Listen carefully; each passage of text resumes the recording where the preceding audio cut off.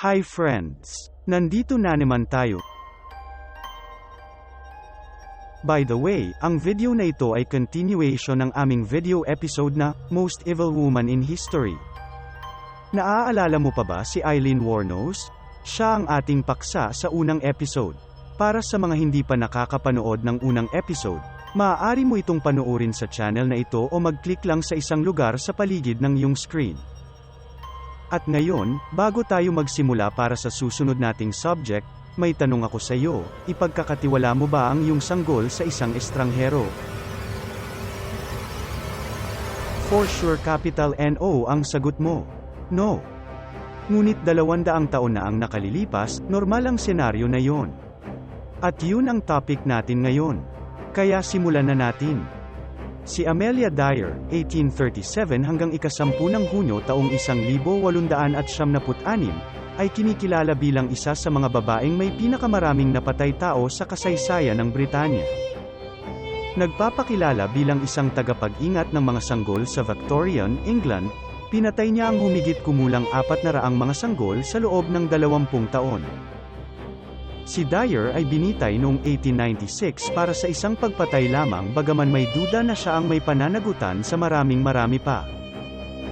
Bagamat ang panahon ng Victoria ay hindi eksaktong kilala sa pagiging magaan, tiyak na ito ang humubog sa pagkatao ni Amelia.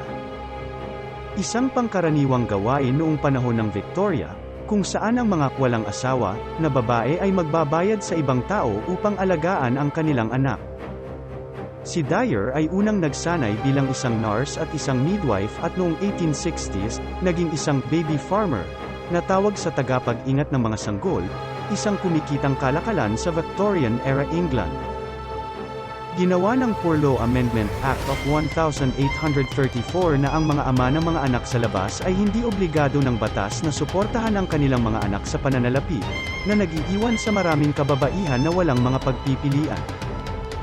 Para sa isang bayad, kukunin ng mga baby farmer ang mga unwanted babies.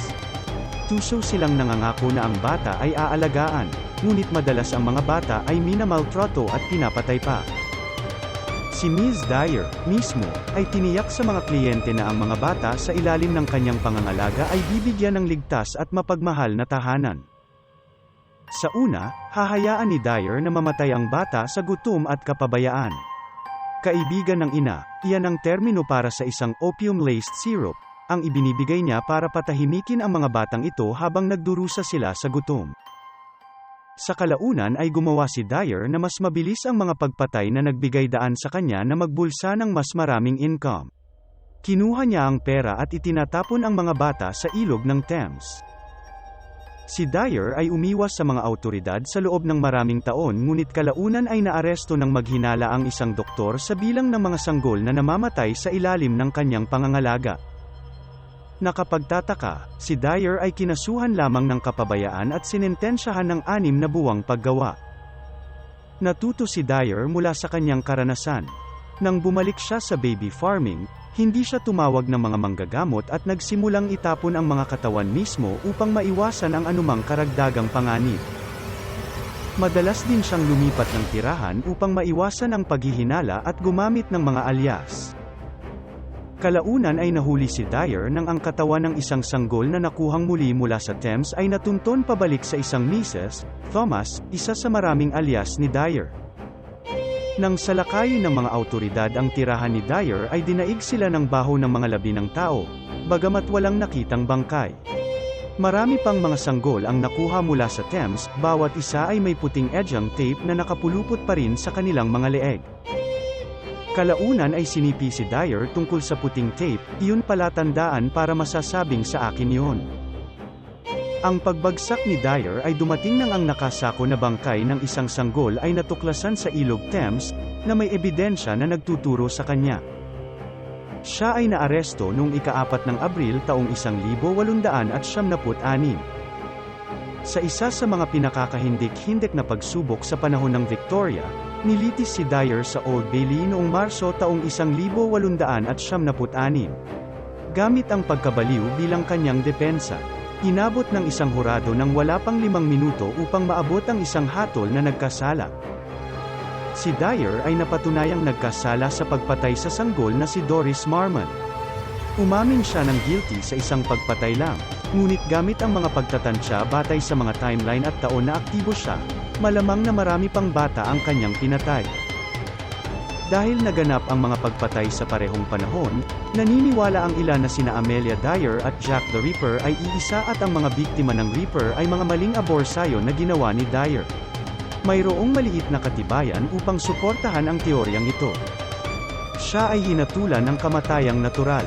Si Dyer ay hinatulan ng kamatayan sa pamamagitan ng pagbitay para sa kanyang masasamang krimen. Noong Miyerkules ika-10 ng Hunyo taong 1876 bago mag 9 AM, binitay si Amelia Dyer. Siya ay binitay sa Newgate Prison noong ika-10 ng Hunyo taong 1876. Asked on the scaffold if she had any last words, Dyer said, "Wala akong masasabi." Sa oras ng kanyang kamatayan ang masamang mamamatay ay may edad na 60. Sa oras ng kanyang kamatayan, ilang bilang ng mga pagpatay ang naiugnay sa kanya, ngunit may maliit na pag-aalinlangan na siya ay responsable para sa marami pang katulad na pagkamatay. Ipinapalagay na pinatay niya ang hanggang 400 mga sanggol sa kanyang pangangalaga, na ginawa siyang kandidato para sa pinaka-prolific na serial killer sa kasaysayan.